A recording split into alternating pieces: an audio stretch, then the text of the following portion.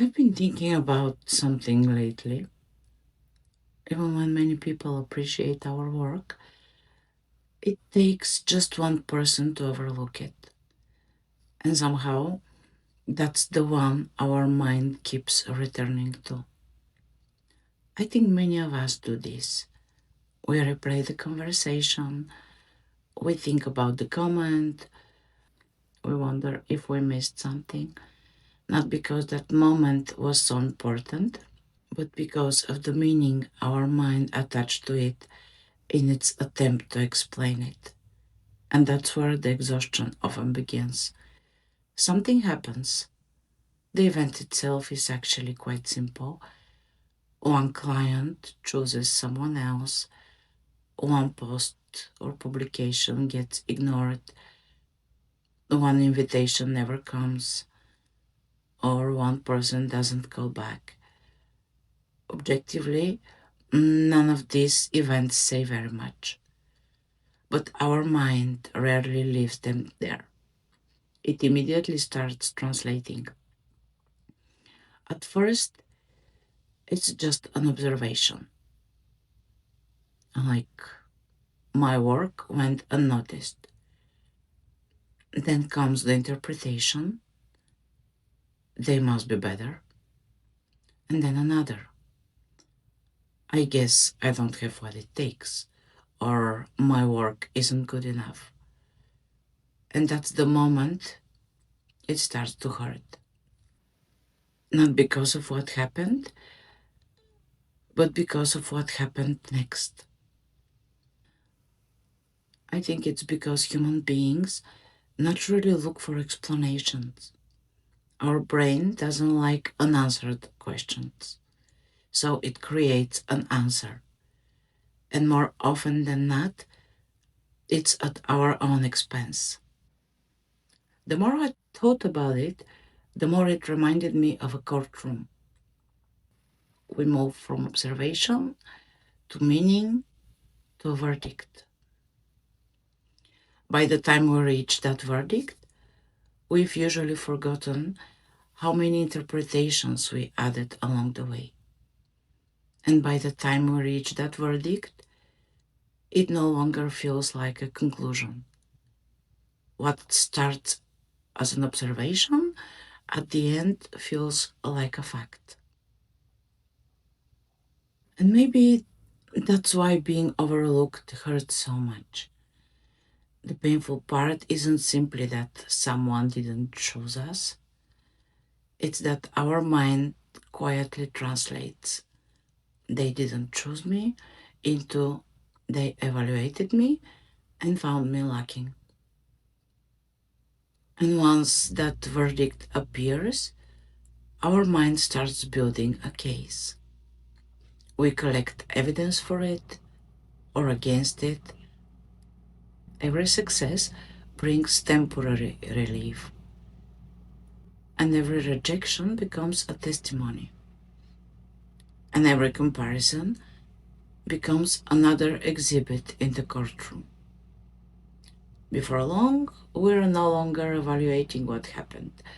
We are putting our own worth on trial. Over the years, I've met many intelligent, capable people who genuinely have something valuable to offer. They're respected, they're good at what they do, and yet they still feel that familiar sting when their work goes unnoticed. Not because they lack confidence. The pain doesn't start at the beginning. It starts when the verdict becomes information about who we are,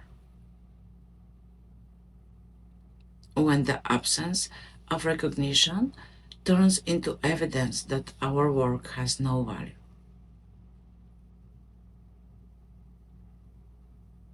We reflect, we take responsibility, we ask ourselves what we could improve. Most of the time, that's actually one of our strengths. It's how we grow. But sometimes responsibility turns into self blame. And after enough moments like that, we begin believing we have to become just a little better, a little more confident, a little more accomplished, a little more recognized, before we allow ourselves to feel like we are enough. We say we want confidence, but I wonder if that's really what we're looking for. What we often want is reassurance, and that's exhausting.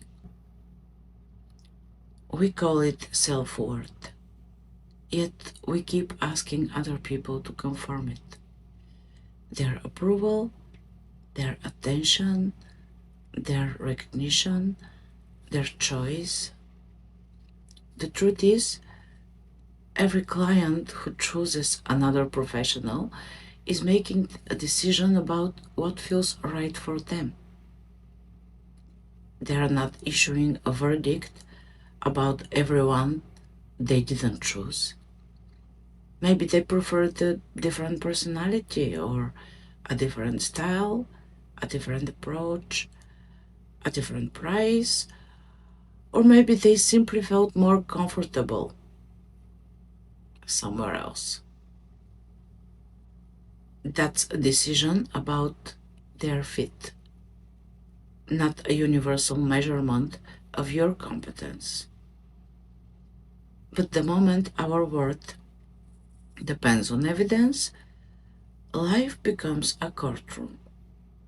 And I wonder how many hours of our lives we spend defending ourselves against verdicts that were never actually delivered.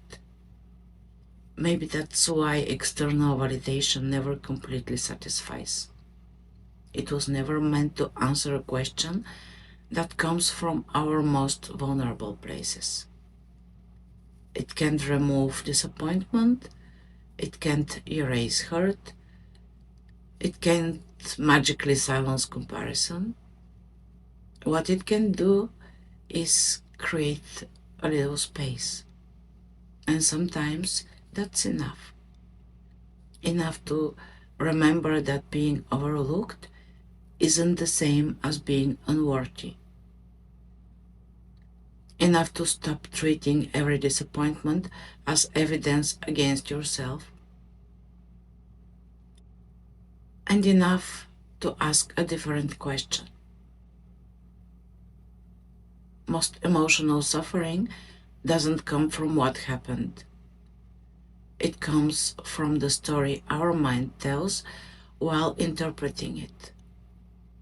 So instead of asking, what does this say about my worth? Maybe we should ask, how would I react right now if I didn't feel the need to defend my worth?